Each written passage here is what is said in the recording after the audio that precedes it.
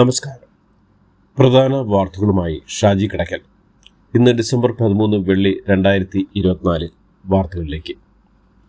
സംസ്ഥാനത്തൊന്നാകെ സങ്കടത്തിലാഴ്ത്തിയ Palakkad പനയമ്പാടത്ത് school വിദ്യാർത്ഥികൾക്കിടയിലേക്ക് നിയന്ത്രണം തെറ്റി cement lorry മറിഞ്ഞുണ്ടായ അപകടത്തിൽ 4 വിദ്യാർത്ഥികൾക്ക് ദാരുണാന്ത്യം. അത്തിക്കൽ വീട്ടിൽ ഷറഫുദ്ദീൻ സജീന ദമ്പതികളുടെ മകൾ ഐഷ, പിലാത്തുടി വീട്ടിൽ അബ്ദുൾ റഫീഖ് സജീന ദമ്പതികളുടെ മകൾ റിദ ഫാത്തുമ, അബ്ദുൽ സലീം നബീസ ദമ്പതികളുടെ മകൾ നിദ ഫാത്തുമ, അബ്ദുൽ സലാം ഫരീസ ദമ്പതികളുടെ മകൾ ഇർഫാന ഷെറിൽ എന്നിവരാണ് മരിച്ചത്. ഒരു വിദ്യാർത്ഥിനി അത്ഭുതകരമായി രക്ഷപ്പെട്ടു. പരീക്ഷ കഴിഞ്ഞ് മടങ്ങുകയായിരുന്ന വിദ്യാർത്ഥികൾക്ക് ഇടയിലാണ് നിയന്ത്രണം തെറ്റിവന്ന സിമന്റ് ലോറി മറിഞ്ഞു വീണത്. അപകടത്തിൽപ്പെട്ട സിമന്റ് ലോറിയിൽ മറ്റു ലോറി ഇടിക്കുകയായിരുന്നു. ഇതേ തുടർന്ന് സിമന്റ് കയറ്റിയ ലോറിയുടെ നിയന്ത്രണം നഷ്ടമായി മറിയുകയായിരുന്നുവെന്നും RTO പറഞ്ഞു. ഇന്നലെ വൈകിട്ട് 4:00-ഓടെയാണ് അപകടം ഉണ്ടായത്. കരിമ്പ ഹയർ സെക്കൻഡറി സ്കൂളിലെ വിദ്യാർത്ഥികളാണ് അപകടത്തിൽപ്പെട്ടത്. ചതുരംഗ കളത്തിൽ ചരിത്രമെഴുതി ലോക ചാമ്പ്യനായി ഇന്ത്യൻ ഗ്രാൻഡ് മാസ്റ്റർ ഗുകേഷ് ദുമ്മരാജു. നിലവിലെ ലോക ചാമ്പ്യനായ ചൈനയുടെ ഡിങ് ലിറനെ അവസാന ഗെയിമിൽ അട്ടിമറിച്ചാണ് ഗുകേഷ് കിരീടം സ്വന്തമാക്കിയത്.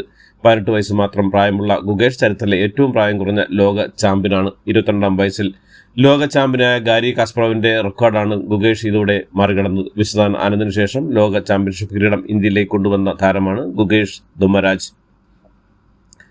വയനാട് ദുരന്തത്തെ അതിതീവ്ര ദുരന്തമായി പ്രഖ്യാപിക്കാതെയും വയനാടിനായി പ്രത്യേക പ്രഖ്യാപനങ്ങളൊന്നുമില്ലാതെയും ചർച്ച പൂർത്തിയാക്കി ദുരന്ത നിവാരണ നിയമ ഭേദഗതി ബിൽ ലോക്സഭയിൽ പാസാക്കി. പ്രത്യേക പാക്കേജോ സംബന്ധിച്ച അതിതീവ്ര ദുരന്ത പ്രഖ്യാപനം സംബന്ധിച്ചോ യാതൊരു സൂചനയും ദുരന്ത നിവാരണ നിയമ ഭേദഗതി ബില്ലിന്മേൽ സംസാരിച്ച ആഭ്യന്തര സഹമന്ത്രി നിത്യാനന്ദ റായ് ലോക്സഭയിൽ നൽകിയില്ല. വയനാടിനായി പരമാവധി ഇടപെടൽ കേന്ദ്രം നടത്തിയിട്ടുണ്ടെന്നും SRDF-ൽ നിന്നും ദുരിതാശ്വാസ സഹായം നൽകിക്കഴിഞ്ഞെന്നും ആഭ്യന്തര സഹമന്ത്രി നിത്യാനന്ദ റായ് വ്യക്തമാക്കി. UPA സർക്കാരിന്റെ കാലം മുതലേ ദേശീയ ദുരന്തമെന്ന പ്രഖ്യാപനം ഇല്ലെന്നും ജനത്തെ തെറ്റിദ്ധരിപ്പിക്കാൻ പ്രതിപക്ഷം വില കുറഞ്ഞ രാഷ്ട്രീയം കളിക്കുകയാണെന്നും മന്ത്രി ആരോപിച്ചു. ഇതോടെ വയനാടിനായി പ്രഖ്യാപനങ്ങളില്ലാതെ പ്രതിപക്ഷം രൂക്ഷമായി വിമർശിക്കുകയും പ്രതിഷേധിച്ച് സഭ വിടുകയും ചെയ്തു. പനയമ്പാടത്തുണ്ടായ ലോറി അപകടത്തിൽ കണ്ണൂരിൽ വെച്ച് ഉറ്റ സുഹൃത്തുക്കളായ 4 പേർ മരിച്ചതിന് ഞെട്ടൽ മാറാതെ അജിൻ ഷെറിൻ അപകടമുണ്ടായപ്പോൾ താൻ കുഴിയിലേക്ക് വീണതിലാണ് രക്ഷപ്പെട്ടതെന്നും കൂടെ ഉണ്ടായിരുന്ന മറ്റ് 4 പേരും ലോറിയുടെ അടിയിൽ കുടുങ്ങുകയായിരുന്നുവെന്നും അജിന ഷെറിൻ പറഞ്ഞു. പാലക്കാട് പനയമ്പാടത്തുണ്ടായ ലോറി അപകടത്തിൽ 4 കുട്ടികൾ മരിച്ച സംഭവത്തിൽ നാട്ടുകാർ റോഡ് ഉപരോധിച്ചു. സ്ഥിരം അപകടമുണ്ടാകുന്ന പനയമ്പാടത്താണ് ഇന്നലെയും അപകടം ഉണ്ടായത്. അധികൃതരോട് നിരവധി തവണ പരാതി അറിയിച്ചിട്ടും നടപടിയുണ്ടാകാത്ത സാഹചര്യത്തിലാണ് നാട്ടുകാർ പ്രതിഷേധിച്ചത്. അശാസ്ത്രീയമായ റോഡ് നിർമ്മാണമാണ് അപകടങ്ങൾക്ക് കാരണമെന്ന് നാട്ടുകാർ ആരോപിച്ചു. അപകടത്തെയും പ്രതിഷേധത്തെയും തുടർന്ന് 1.5 മണിക്കൂറോളം ദേശീയപാതയിൽ ഗതാഗതം തടസ്സപ്പെട്ടു. പാലക്കാട് കല്ലടിക്കോട് 4 വിദ്യാർത്ഥികളുടെ മരണത്തിനിടയാക്കിയ ലോറി ഡ്രൈവർ മഹേന്ദ്ര പ്രസാദിനെ പോലീസ് കസ്റ്റഡിയിലെടുത്തു. ആശുപത്രിയിൽ നിന്നാണ് ലോറി ഡ്രൈവർ മഹേന്ദ്ര പ്രസാദിനെ മണ്ണാർക്കാട് പോലീസ് കസ്റ്റഡിയിലെടുത്തത്. ക്ലീനർ വർഗീസ് ചികിത്സയിൽ തുടരുകയാണ്. സിമന്റ് ലോറിയിൽ തട്ടിയ വാഹനത്തിനെതിരെയും കേസെടുത്തിട്ടുണ്ട്.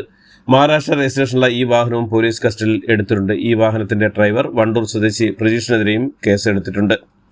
പാലക്കാട് പനയമ്പാടത്ത് വാഹനാപകടത്തിൽ 4 വിദ്യാർത്ഥികൾ മരിച്ച സംഭവത്തിൽ അനുശോചനം രേഖപ്പെടുത്തി മുഖ്യമന്ത്രി പിണറായി വിജയൻ. ലോറി പാഞ്ഞുകയറി 4 കുഞ്ഞുങ്ങളുടെ ജീവൻ നഷ്ടപ്പെട്ട സംഭവം ഞെട്ടിക്കുന്നതും ദാരുണവുമാണെന്നും മുഖ്യമന്ത്രി അറിയിച്ചു. പാലക്കാട് കല്ലടിക്കോട് പനയമ്പാടത്തുണ്ടായ അപകടം ദൗർഭാഗ്യമാണെന്നും കുട്ടികൾ മരിച്ച സംഭവം വളരെ വേദന ഉണ്ടാക്കുന്നതാണെന്നും അന്വേഷണ നിർദ്ദേശം നൽകിയിട്ടുണ്ടെന്നും അടിയന്തര റിപ്പോർട്ട് തേടിയിട്ടുണ്ടെന്നും ഗതാഗത മന്ത്രി KB ഗണേഷ് കുമാർ ദില്ലിയിൽ പറഞ്ഞു. സംഭവത്തിൽ കർശനമായ നടപടിയെടുക്കാൻ നിർദ്ദേശം നൽകിയിട്ടുണ്ടെന്നും മന്ത്രി അറിയിച്ചു. പനയമ്പാടത്ത് സിമന്റ് ലോറി ഇടിച്ചു കയറി മരിച്ച 4 സ്കൂൾ വിദ്യാർത്ഥികളുടെയും ഒരുമിച്ച് ഇന്ന് കബറടക്കം. രാവിലെ 6:00-ഓടെ മൃതദേഹങ്ങൾ ആശുപത്രിയിൽ നിന്ന് വീടുകളിലെത്തിക്കും. 2 മണിക്കൂർ നേരം ഇവിടെ പൊതുദർശനം ഉണ്ടാകും. തുടർന്ന് 8:30-ഓടെ തുപ്പനാട് കരിമ്പനക്കൽ ഹാളിലേക്ക് മൃതദേഹങ്ങൾ കൊണ്ടുവരും. 10 മണിവരെ ഇവിടെ പൊതുദർശനത്തിന് വെച്ച ശേഷം കബറടക്കത്തിനായി തുപ്പനാട് ജുമാ മസ്ജിദിലേക്ക് മൃതദേഹങ്ങൾ എത്തിക്കും. കേന്ദ്രത്തിന് സംസ്ഥാനത്തെ സഹായിക്കുക എന്ന ഉത്തരവാദിത്തമുണ്ടെന്ന് നിയമസഭാ speaker AN Shamseer. Post disaster need assessment ഇല്ലെന്ന് പറഞ്ഞ് കേന്ദ്രം സഹായം വൈപ്പിക്കുകയാണെന്നും കുറ്റപ്പെടുത്തലുകളുടെ സമയമല്ല ഇതെന്നും സ്പീക്കർ പറഞ്ഞു. ദുരന്ത നിവാരണമല്ല ഇനിയുള്ള കാലങ്ങളിൽ ദുരന്ത ലഘൂകരണം ആവശ്യമാണെന്നും സ്പീക്കർ കൂട്ടിച്ചേർത്തു. CPM കൊല്ലം ജില്ലാ സമ്മേളനത്തിന് സമാപന സമ്മേളനത്തിൽ കരുനാഗപ്പള്ളിയിലെ വിഭാഗതയിൽ മുന്നറിയിപ്പുമായി CPM സംസ്ഥാന സെക്രട്ടറി MV ഗോവിന്ദൻ. നേതാവാണ് എല്ലാറ്റിനെയും അവസാന വാക്കെന്ന് കരുതരുതെന്നും ജനങ്ങളാണ് അവസാന വാക്കെന്നും തെറ്റായ ഒരു പ്രവണതയും പാർട്ടി വെച്ചുപറപ്പിക്കില്ലെന്നും MV ഗോവിന്ദൻ സമാപന സമ്മേളനത്തിൽ പറഞ്ഞു.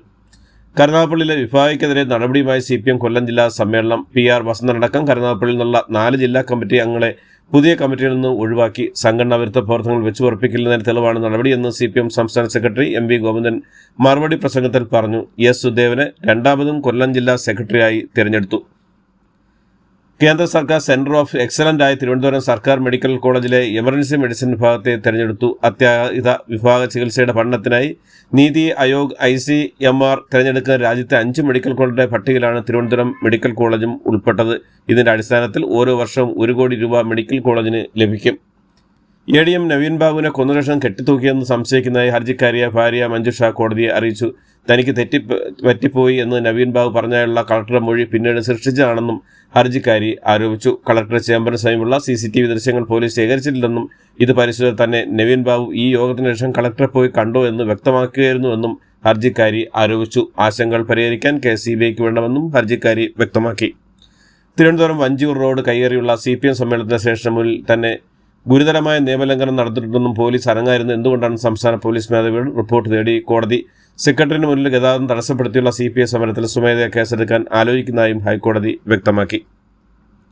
ഗസറ്റഡ് ഉദ്യോഗസ്ഥർ ഉൾപ്പെടെയുള്ള സർക്കാർ ജീവനക്കാർ സാമൂഹ്യക്ഷേമ പെൻഷൻ കൈപ്പറ്റിയത് കണ്ടെത്തിയതിന് പിന്നാലെ ഉദ്യോഗസ്ഥർക്കെതിരെ അച്ചടക്ക നടപടിയുമായി സർക്കാർ അനർഹ സാമൂഹ്യ സുരക്ഷാ പെൻഷൻ കൈപ്പറ്റുന്ന സാഹചര്യം ഒഴിവാക്കുന്നതിനായി അനർഹമായി വാങ്ങിയ പെൻഷൻ തുക പിഴ സഹിതം തിരികെ ഈടാക്കും. ഇത് സംബന്ധിച്ച് additional chief secretary doctor A. Jayathilak ഉത്തരവ് പുറപ്പെടുവിച്ചു. ഹേമ കമ്മിറ്റി റിപ്പോർട്ടിന്റെ അടിസ്ഥാനത്തിൽ പ്രത്യേക അന്വേഷണ സംഘം എടുത്ത കേസ് തുടരാൻ താൽപ്പര്യമില്ലെന്ന് നടി മാലാ പർവതി ഉൾപ്പെടെയുള്ള ഹർജിക്കാർ സുപ്രീം കോടതിയിൽ വ്യക്തമാക്കി. പോലീസിന് മുന്നിൽ ഹാജരായി മൊഴി നൽകാൻ താൽപ്പര്യമില്ലെന്നും കമ്മിറ്റിയുടെ മുന്നിലാണ് മൊഴി നൽകിയതെന്നും പരാതിയല്ല നൽകിയതെന്നും ഹർജിക്കാർ വ്യക്തമാക്കി. താൽപ്പര്യമില്ലാത്തവരുടെ മൊഴിയെടുക്കാൻ നിർബന്ധിക്കേണ്ടതില്ലെന്ന് കോടതിയും വ്യക്തമാക്കി. നടിയെ ആക്രമിച്ച കേസിൽ കോടതിയലക്ഷ്യ ഹർജിയിൽ മുൻ DGP R. ശ്രീലേക്ക് വിചാരണ കോടതി നോട്ടീസ് അയച്ചു. പ്രതിയായ ദിലീപിനെതിരെ തെളിവില്ലെന്ന് പറഞ്ഞ് കോടതി അലക്ഷ്യമാണെന്ന് ആക്രമിക്കപ്പെട്ട നടിയുടെ പരാതിയുടെ അടിസ്ഥാനത്തിലാണ് നോട്ടീസ് ലഭിച്ചിരിക്കുന്നത്. അതേസമയം തുറന്ന കോടതിയിൽ അന്തിമവാദം നടത്തണമെന്ന നടിയുടെ ഹർജി നാളെ പരിഗണിക്കാനായി മാറ്റി. വയനാടിന്റെ ഉരുൾപൊട്ടൽ ദുരന്തവുമായി ബന്ധപ്പെട്ട് കൂടുതൽ സഹായം കിട്ടാൻ കേരളത്തിന് അർഹതയുണ്ടെന്ന് കേന്ദ്ര സർക്കാരിനെ ബോധ്യപ്പെടുത്തണമെന്ന് സംസ്ഥാന സർക്കാരിനോട് ഹൈക്കോടതി അറിയിച്ചു. ഇതിനായി കേന്ദ്ര സംസ്ഥാന സർക്കാരുകളുടെ മധ്യസ്ഥയ്ക്ക് തയ്യാറാണെന്നും ഡിവിഷൻ ബെഞ്ച് അറിയിച്ചു. വയനാട് പുനരധിവാസത്തിന് 2300 കോടിയോളം രൂപയുടെ കേന്ദ്ര പാക്കേജ് വേണമെന്ന് ആവശ്യപ്പെടുന്നതിനിടെയാണ് ഹൈക്കോടതിയിൽ സംസ്ഥാന സർക്കാർ കണക്കുകൾ ഹാജരാക്കിയത്. കൊട്ടാരക്കര താലൂക്ക് ആശുപത്രിയിൽ ഹൗസ് സർജനായിരുന്ന ഡോക്ടർ വന്ദനാദാസിനെ കൊലപ്പെടുത്തിയ കേസിൽ പ്രതി സന്ദീപിന് ജാമ്യം നൽകരുതെന്ന് സംസ്ഥാന സർക്കാർ സുപ്രീം കോടതിയിൽ. സന്ദീപ് പുറത്തിറങ്ങുന്നത് സമൂഹത്തിന് ഭീഷണിയാണെന്ന് സർക്കാർ സുപ്രീം കോടതിയെ അറിയിച്ചു. തിരുവനന്തപുരത്ത് ഗുജറാത്തിലെ അഹമ്മദാബാദിലേക്ക് പുതിയ വിമാന സർവീസ് തുടങ്ങി. ഇൻഡിഗോ എയർലൈൻസ് നടത്തുന്ന സർവീസ് തുടക്കത്തിൽ ആഴ്ചയിൽ 4 ദിവസമായിരിക്കുമെന്നാണ് അധികൃതർ അറിയിച്ചിരിക്കുന്നത്. 18 വർഷമായി റിയാദ് ജയിലിൽ കഴിയുന്ന കോഴിക്കോട് ഫറൂഖ് കോടാമ്പുഴ സ്വദേശി മച്ചിലകത്ത് അബ്ദുൾ റഹ്മാന്റെ മോചനത്തിനായി ഇന്നലെ ഉച്ചയ്ക്ക് 12:30 റിയാദ് ക്രിമിനൽ കോടതിയിൽ ചേരാൻ നിശ്ചയിച്ച സിറ്റിംഗ് സാങ്കേതിക കാരണങ്ങളാൽ മാറ്റിവെച്ചു. ഇന്നത്തെ എല്ലാ കേസുകളുടെയും സിറ്റിംഗ് തീയതി മാറ്റിയിട്ടുണ്ട്. അടുത്ത ദിവസം തന്നെ മറ്റൊരു തീയതി പ്രതീക്ഷിക്കുന്നതായും ഭാരവാഹികൾ പറഞ്ഞു. തമിഴ്നാട് ദിണ്ടിഗൽ സ്വകാര്യ ആശുപത്രിയിൽ തീപിടുത്തമുണ്ടായി 7 പേർക്ക് ദാരുണാന്ത്യം. മുസ്ലിം പള്ളികൾ സർവേ ആവശ്യപ്പെട്ടുള്ള ഹർജികൾ തുടർ നടപടികൾ സുപ്രീം കോടതി സ്റ്റേ ചെയ്തു. സർവേകൾ ആവശ്യപ്പെട്ടുള്ള ഹർജികൾ അന്തിമ ഉത്തരവോ ഇടക്കാല ഉത്തരവുകളോ പുറപ്പെടുവിക്കരുതെന്ന് കീഴ്ക്കോടതികൾക്ക് നിർദ്ദേശം നൽകി. ആരാധനാലയങ്ങളിൽ സർവേ ആവശ്യപ്പെട്ടുള്ള പുതിയ സൂട്ട് ഹർജികൾ സ്വീകരിക്കരുതെന്നും സുപ്രീം കോടതി നിർദ്ദേശിച്ചു. ചീഫ് ജസ്റ്റിസ് സഞ്ജീവ് ഖന്ന, ജസ്റ്റിസുമാരായ സഞ്ജയ് കുമാർ, K. വിശ്വനാഥൻ എന്നിവരടങ്ങിയ ബെഞ്ചിനാണ് ഈ ഉത്തരവ്. ഇതോടുകൂടി ഇന്നത്തെ വാർത്തകൾ അവസാനിക്കുന്നു. എല്ലാവർക്കും നന്ദി, നമസ്കാരം.